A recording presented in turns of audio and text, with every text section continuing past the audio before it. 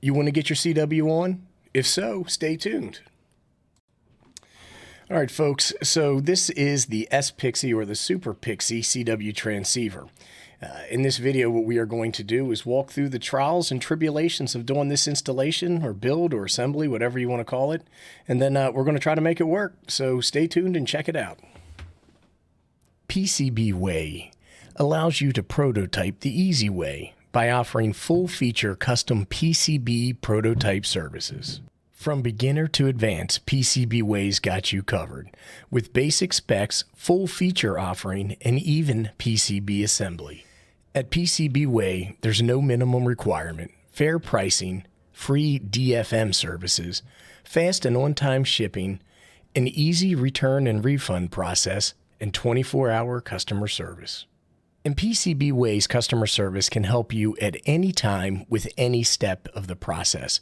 If you've got questions around ordering, around shipping, around design, go ahead and contact customer service and they'll get you in the right direction. All right, so let's take a look and see what comes in the Pixie kit. We're never going to be able to read that, especially without my glasses. So when I open it up, the first thing that I see here are the instructions. And we'll go over these in a little bit more detail. But what I did want to say is that I was pretty impressed with the quality of the instructions and the pictures there. And one of the things that's really nice is that we actually have a list of components. So this is everything that is supposed to be in the kit.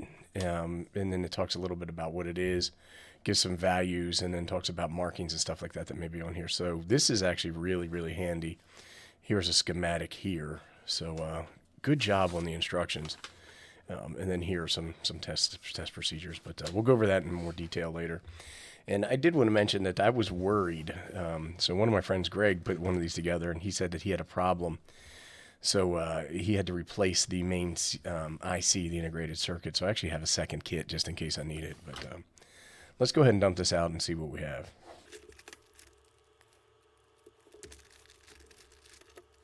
I've got no idea what this is, but I don't want to lose it. So most of the kit, or the case for the kit, is this plexiglass that's cut out, but it has these pieces of paper on here that you have to peel off. You have to be very careful. Now this is either something that was cut and just kind of fell into the box, which I'm suspecting, or it's an integral piece of the kit. Either way, we're just going to go ahead and we're going to put the frame pieces in the box because we do not want to lose any of that stuff.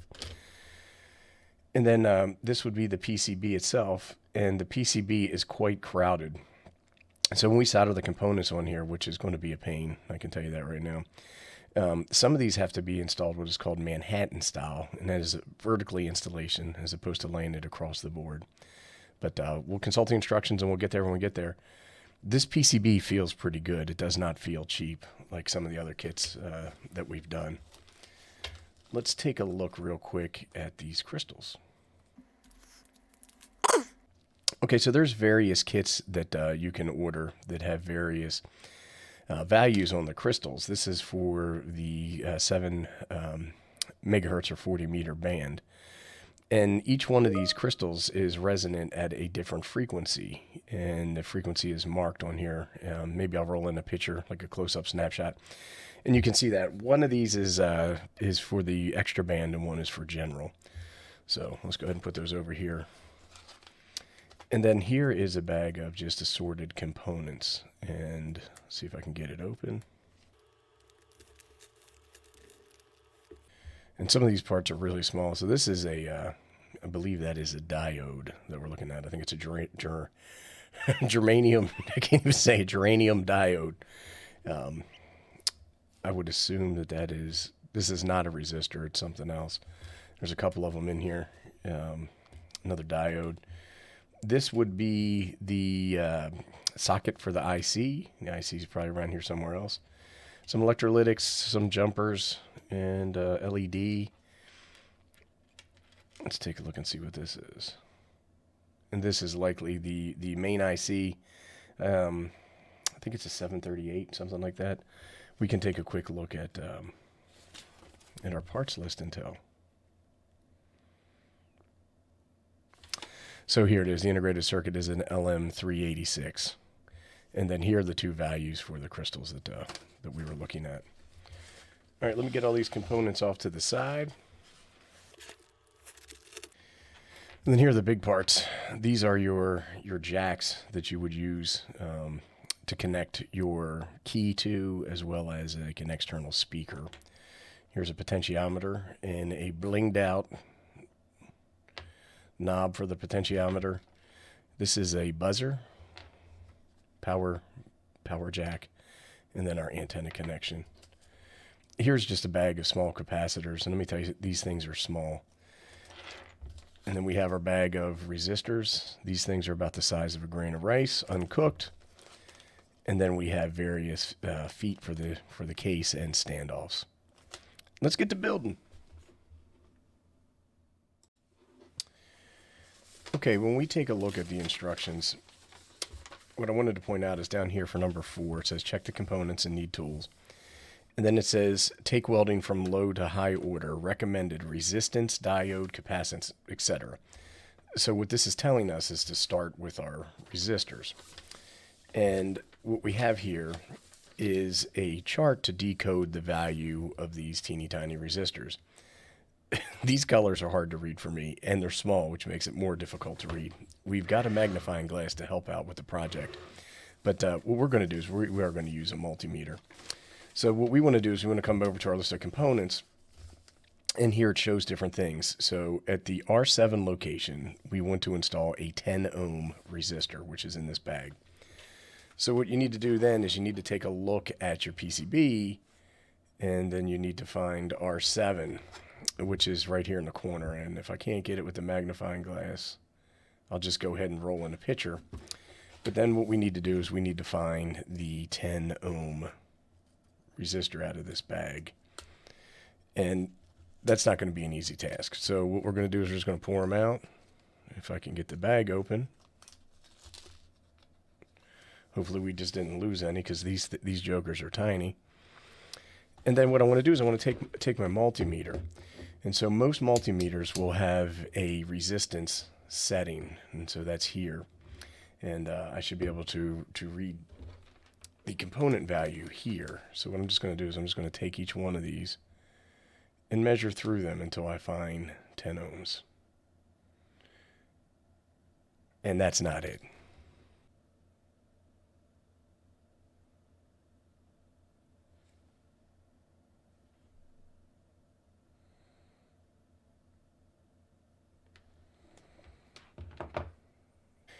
Okay, so what we just did there is we found the 10 ohm resistor. So what we want to do is we want to find our location on the board, and then we just want to go ahead and we want to put this in.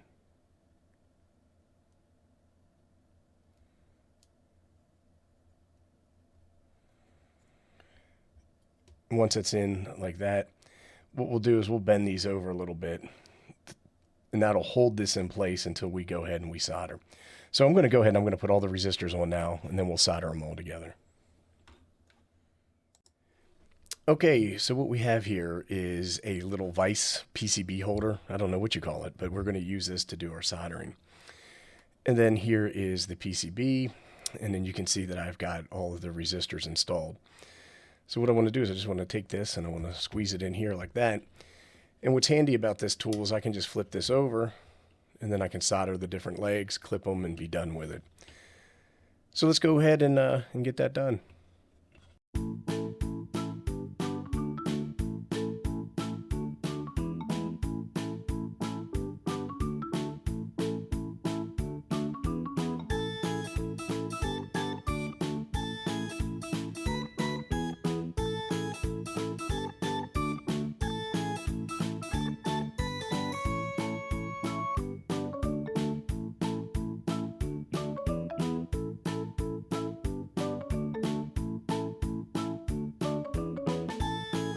All right, I think that's all of them. And then I'm going to use, people call these flush cutters, side cutters, all kinds of things to go ahead and trim these off. But I'm going to take this off, and I'm going to do that off camera because I don't want these flinging around and getting me in the eye. Okay, so let's take a quick look. One, I mounted this LED. You need to pay attention to polarity. There's a positive and a negative end. Here is one of the diodes right here, and I'll roll in a clip where you can get a better look at that. Again, orientation is important. And then up here is a really little itty bitty diode. Again, orientation is important. So let's go ahead and we'll get these soldered in, and then we'll move on to the next step.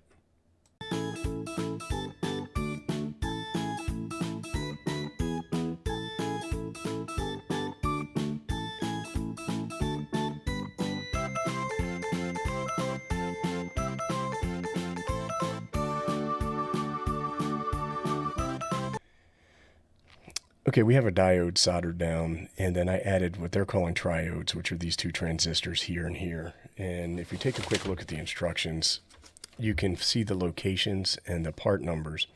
And I had to use the magnifying glass to read the part numbers off of the components. So let's just go ahead and flip this over, and then we'll get these soldered in as well.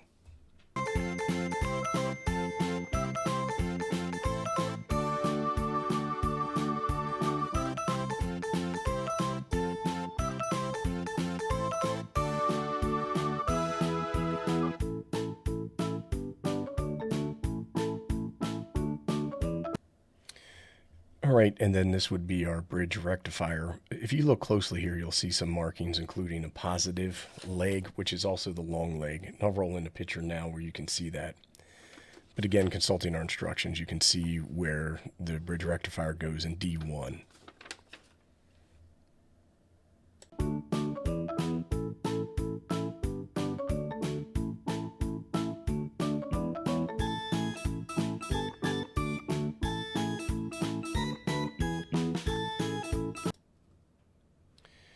Okay, so what I've done is I have all of the different capacitors and their different values mounted to the board. I'll roll a quick pick in where you can see each one of the capacitors is marked with a number. And so when you take a look at your instructions, for example, spot C1 and C10 on the board, which is clearly marked, which is super handy, are 1 microfarad, 0.1 microfarad, and they're marked 104 on the capacitor itself. So you find the two of those, you put them in the board and prep it for solder, and then you put check marks here. And as you work through the list, that helps you populate your board, and then it makes sure that you don't lose or miss any parts. Okay, let's go ahead and get some soldering going.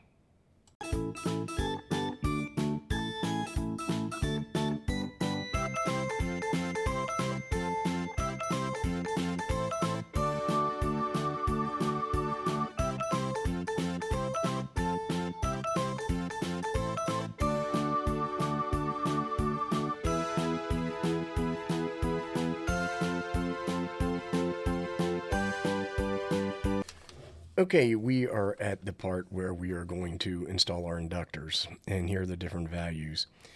And unfortunately, when I take a look at my inductors, you can see them here on this magnifying glass. They have color rings on them, so you can identify what the value is.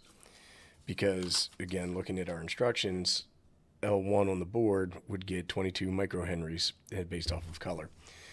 I'm not going to be able to do that. I'm just not good at it. So what I want to do is I want to use this LC meter, which I've just calibrated, and then I will hook this up, and I'll be able to find out which one of these. Okay, so that one is coming in at around 89, and so when we, I'm going to assume that's L3 at 100 microhenries. There is some tolerance that we have to deal with, but so the further and further we get into this project, the worse and worse my desk looks. But so let's just talk a little bit about it. These are the inductors. This 1, 2, and there's another one around here somewhere, 3 right down here. And when I was going through the parts list, I kept coming across this component, and I'm like, what the heck is this thing? Turns out it's a 50 ohm resistor that uses a dummy load in order to test this when done.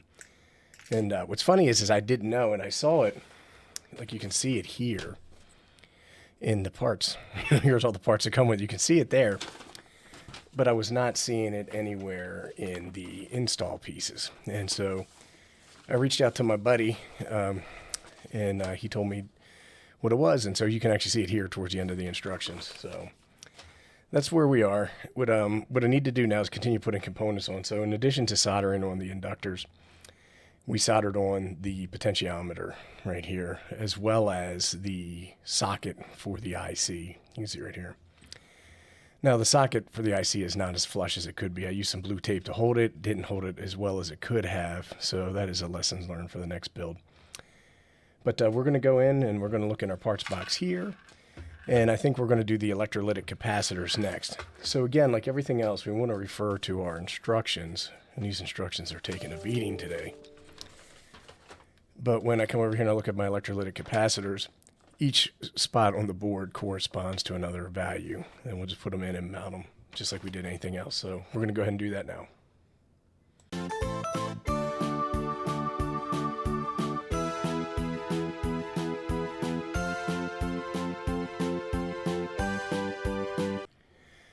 Okay, so we have all the caps on, 1, 2, 3, and 4. And I believe the next thing for us is going to be putting the crystal in.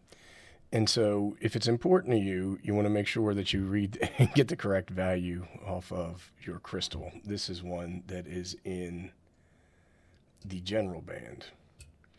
But you know, I'm not kidding anybody here. I'm not going to be using this thing. I don't know how to do CW. All right, so we just bent our legs over a little bit there. I'm going to flip this, and then we're going to go ahead and we're going to get to soldering. And I forgot to have the camera on, but now the crystal is in place. Okay, I just press fit this in place. It's not soldered yet, but here is the BNC connector that we'll use for our antenna. And then this would be the barrel jack that we use to power the device. And what's interesting is that there is other component holes on this board depending upon which kit you get, because I think there's a number of different kits.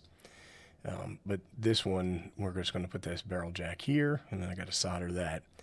But when you take a look, you can see like where this filled this out, and so did this, but you still have those two open holes there. But it's my understanding they belong there. So I'm going to take care of this, and then we'll be back and we'll see what's next. All right, I put these jacks on. These are for your key and for your speaker. It has a buzzer here. I'm not sure what that thing's for yet. We're going to have to plug this in, power it up, and play with it. We've got everything done and everything mounted, and I was surprised. Now, I mentioned earlier that we might have to mount some of our components Manhattan style, which is vertically, and we did not have to do that. But what I did realize is that there's multiple variations of this kit and multiple boards. Look at that. My crystal's not totally flush. Dang it. But the last thing left to do is to take our IC and put it in our socket. Now the IC has a key mark on it, right where my thumb is right here. You can see a cutout, and you want to make sure that your socket is in line with that. Now when you get these kits, these ICs are all the legs on them are all bent up, and so it makes this part reasonably difficult. So I was hoping I could do this on camera, but I'm going to have to do this with my splaining glasses on and under the bright lights. All right, and with a minimal amount of cussing and swearing, you can see that it is right here in the socket. Just want to make sure that it's nice and tight. Now, like I said, the problem is these things come all kinds of bent up. So this is done. What we're going to do next is put it in its case, and that's probably a mistake. You probably want to power it up and troubleshoot it in its natural state to see if it works or not before putting it in its case. So maybe we'll do that first. But I'm going to take a break, and I'm going to go get myself a nice cold pop. Thanks for watching so far, and we'll continue this in a little bit. Okay, so what we're going to do is a little bit of testing. In order to test this, you typically would feed this into an antenna or a dummy load, something along those lines. A dummy load is like an antenna that doesn't work. It just absorbs your signal as opposed to broadcasting it. And so we're going to use this MFJ. It is the MFJ 261 dummy load. So I just connect this to this coax, or this BNC connector, I should call that. And now our dummy load is connected. The next thing we're going to need to do is hook up a Morse code key or CW key.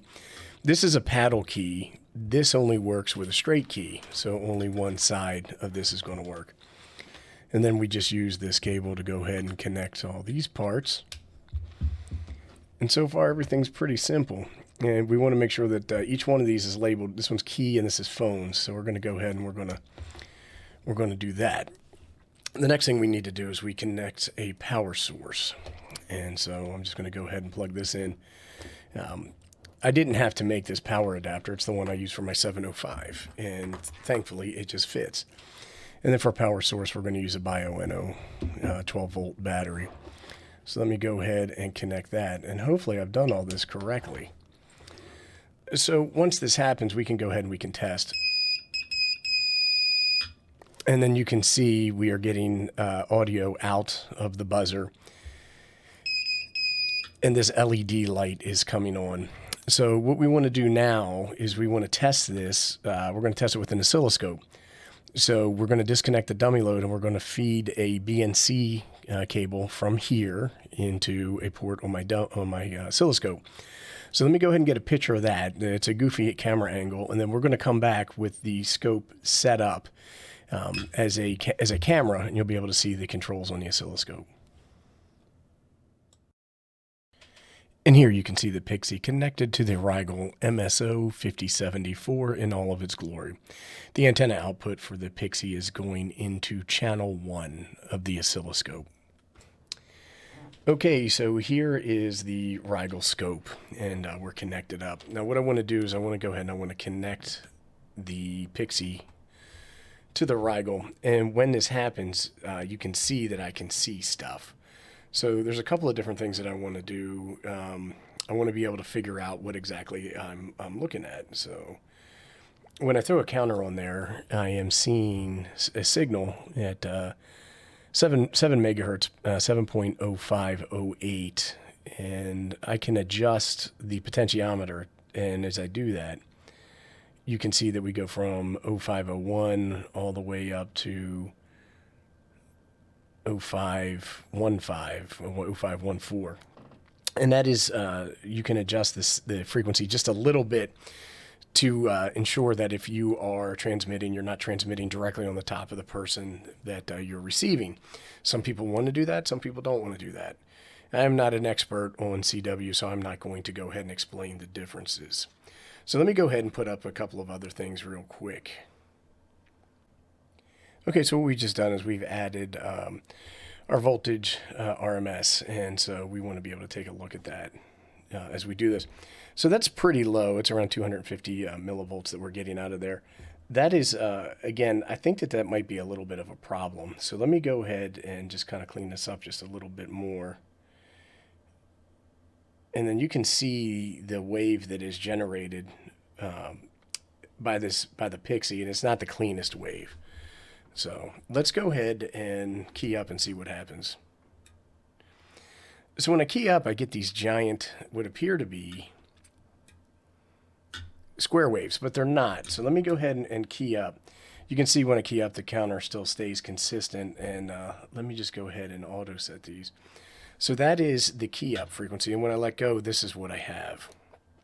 So when I let go, you can see the RMS voltage is somewhere around 350, 375 to 400. It's bouncing around over there. And then when I key up, we're looking at 5.8, 5.7 volts. So I am getting a nominal amount of voltage out through the antenna port. It's there, and we can read it. Now, whether that's going to make an effective transmission compared to when we key, that's a different story. So what I want to do now is I want to take a look at these signals. We're going to do that on the spectrum analyzer. So let me go ahead and get the spectrum analyzer set up, and we'll see what we're dealing with.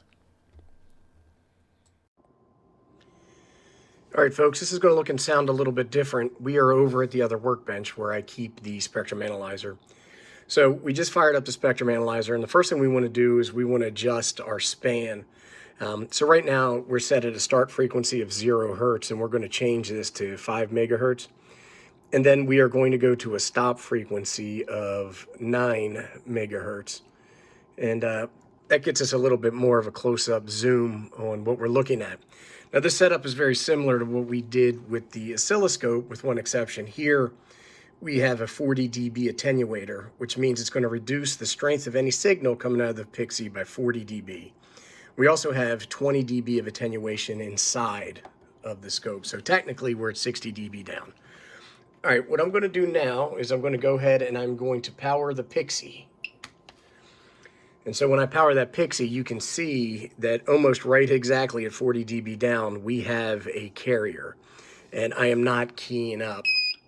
When I key up, it goes a little bit higher. So to me, this seems problematic enough to warrant some investigation, and I'm not going to connect this up to an antenna because I'm concerned that I'm going to be putting out a carrier frequency, and that is, or carrier signal, and that is going to cause some level of interference. Let's go ahead and just go ahead and add a marker to this real quick and see what we're looking at. So when I take a look at that marker, that's at 7.053, which is probably close enough to accurate as to what we were seeing on the oscilloscope. There's a different counter or points issues here, but we're not going to really worry about that. Let me go ahead and add a marker table so we can actually see some data. Just over 40 dB down. When I key up, it goes to almost 13 dB down. So we're looking at around 27 or 28 dB of gain when we go ahead and we activate this. Anyhow, that's it. I'm a little disappointed. I feel like there's something wrong here. Maybe there's not, and it warrants some more investigation, but that's what we're going to do. All right, so let's just talk about it a little bit more. So what has happened since I did the video and I tested this is two of my buddies have put these together, and in both of their cases, theirs emits that tone all the time, and they can't turn it off. So whatever's happening to this one is happening to them, which begs the question is that should it do that? I don't think it should. Now, we all bought the same kit, so I'm not going to include any links to this kit. So maybe we got a bad kit. Maybe all three of us are equally as inept in putting these together, and we all had the exact same problem. Recommendations that I've gotten for trying to fix this are buy a different kit for like the 49er or something like that. But stay tuned. I'm sure this is going to make another appearance or two on the channel, and we'll try to do something with it. All right, folks. Thanks for watching. I appreciate it.